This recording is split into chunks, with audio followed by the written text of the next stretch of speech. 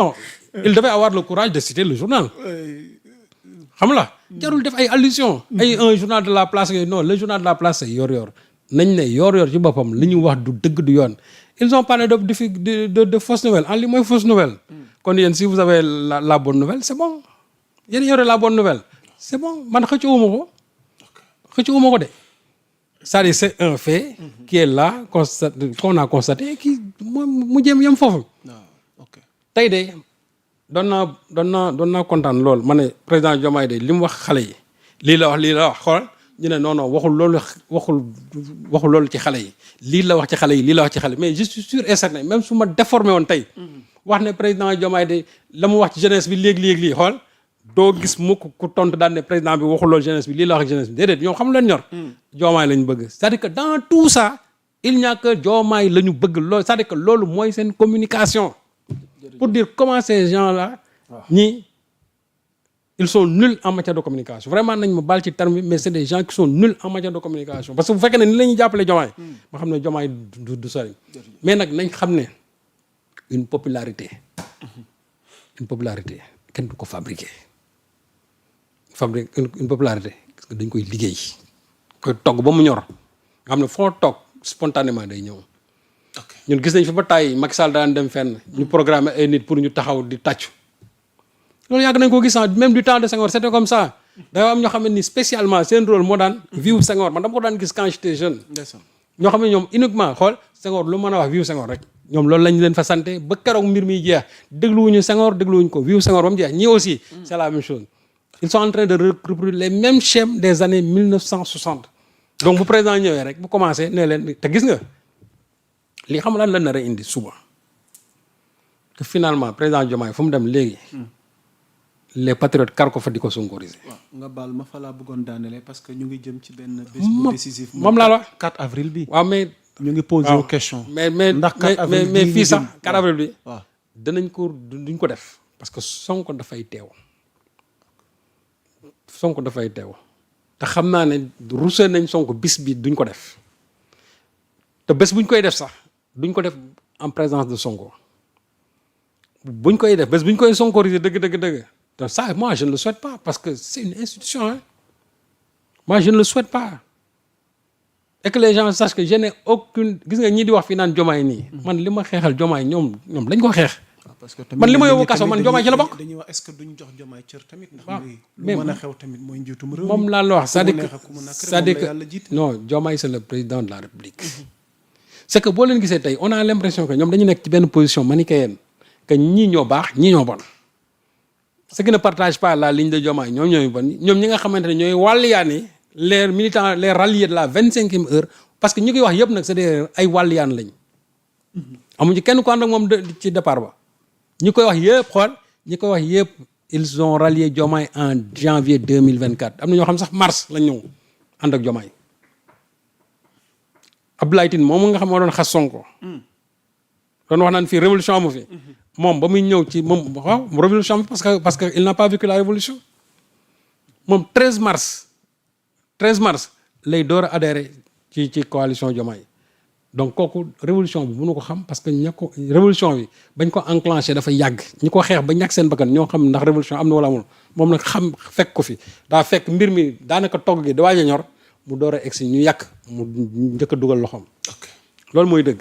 jërëjëf sëñ Saliou. alors soxna tuuti on va essayer d'avancer sànq da nga ko tudd muy Ousmane Sonko ci tournée bi nga xamante ni amal na ko à l'intérieur du pays demoon Fissel ci initiative bu ministre Daouda Ngom ci seen permanence locale bi mu jaarale Mbour waaye annoncé waale nañ le 19 avril. li war a xew Paris. alors calendrier gi Sonko ne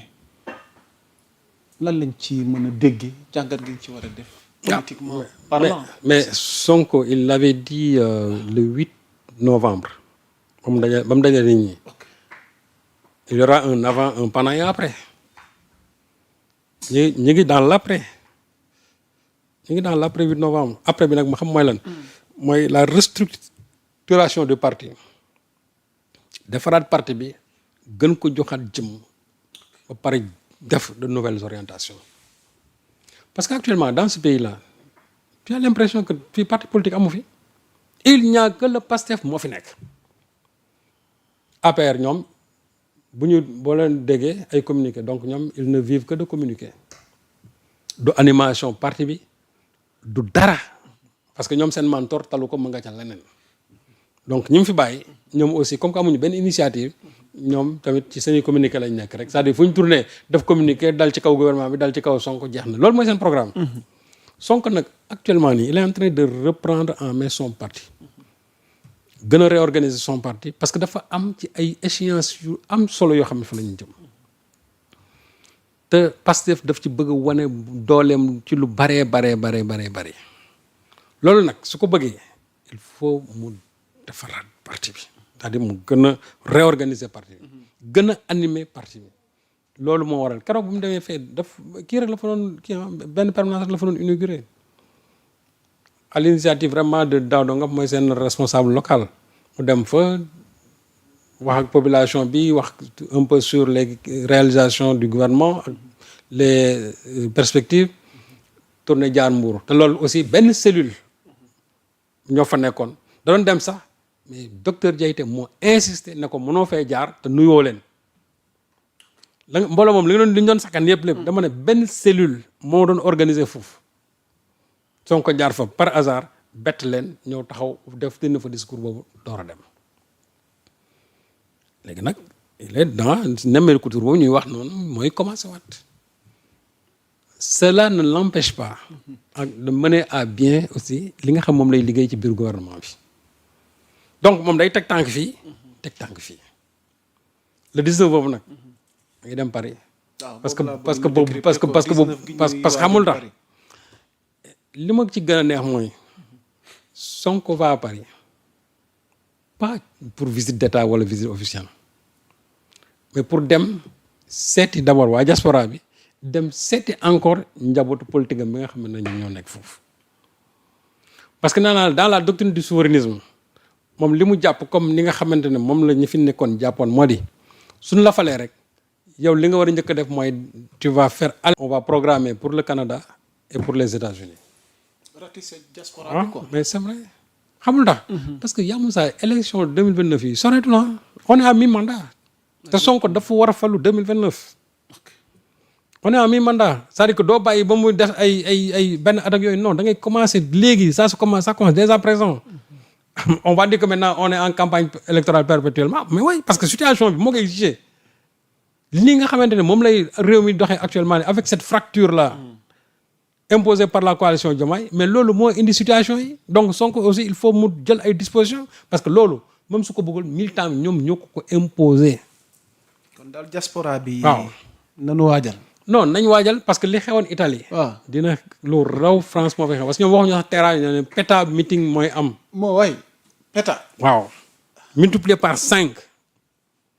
xam nga dañoo terrain mooy 3. waaw après il y a 4 quadri. mais bii PETA bii mooy 5. c'est-à-dire multiplié par 5 fois li nga xamante ne moo amoon fii.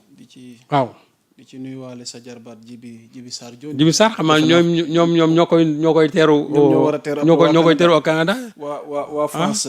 parce que dégg naa leen sax ñuy kaas naa ne ma lan moo tax Sonko mi ngi demoon Italie bu yàggul. dem France. man leen non doucement rek parce que ce qui est sûr et certain mooy après la France. foofu la jëm si. Canada dama fa bëri soppeeki wëllëre madame Niang Ndioba Gueye Mamadou Niang ñu ngi leen di nuyu Seydou Nourou Dia yaa ngi ñuy seetaan yow tamit ca France moom defe naa am naa wëllëre bu baax bu ñuy wax Babou Gueye juriste la ñoom ñoo aaye Babou nag xam naa war ngeen ma waajalal sama biir oui mais yéen fa ngeen dem non mais nag kër gi nag xam nga diaspora bi moom dañ koy jagleel soxna Lalla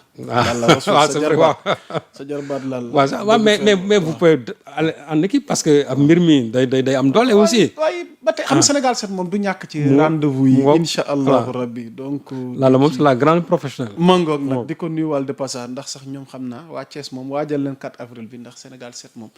bu soobee yàlla dina am liggéey gu am solo gum fa def alors Serigne Saliou